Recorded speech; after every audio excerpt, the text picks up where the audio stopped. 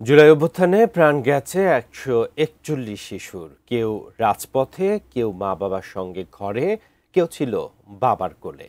নিরাপদ আশ্রয়ও তখন নিরাপত্তা দিতে পারেনি তাদের।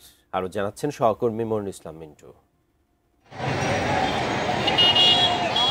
৫ আগস্ট ২০২৪ বেলা প্রায় ৪:৩০। বিজয়ের উল্লাসে পুরো দেশ।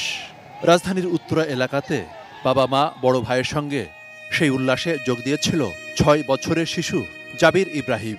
হঠাৎ একটি বুলেট গিয়ে লাগে ছোট্ট শিশু জাবিরের কোমরের কাছে।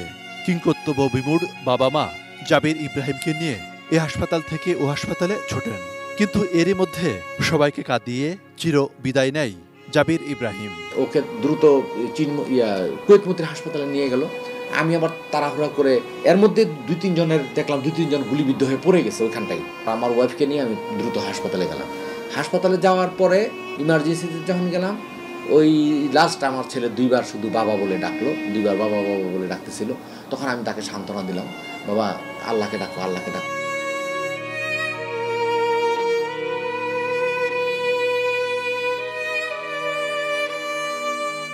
অ্যান্টিব্যাকটেরিয়াল অ্যাডিটিভ যুক্ত সেরা ওয়াটার ট্যাঙ্ক বিশুদ্ধ পানিতে ব্যাকটেরিয়া জন্মাতে দেয় না। বই, খেলনা, প্রিয় সাইকেল, তার আঁকা বাংলাদেশের পতাকা সবই আছে, শুধু নেই প্রতিবাদী জাবির ইব্রাহিম। চোখের পানি ফেলা আর বিচার চাওয়া ছাড়া মা রোকেয়া বেগমের আর কি বা করার আছে? আমার জাবিরের মতো তো অনেক বাচ্চাই সেদিন মারা যায়।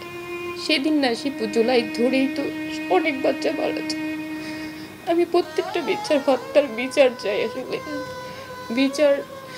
বিচার যেভাবেই দেশের আইন বা যেভাবেই হয় হোক, কিন্তু আমি বিচার চাই।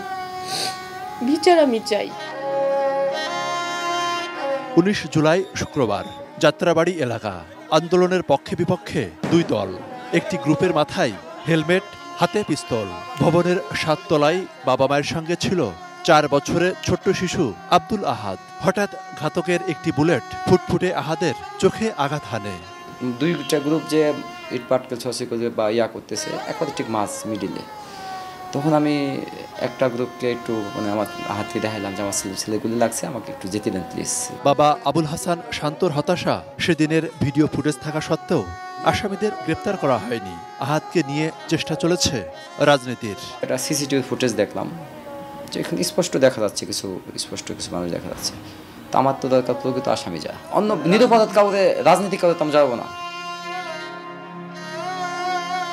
মনিরুল ইসলাম মিন্টু, 18 নিউজ, ঢাকা।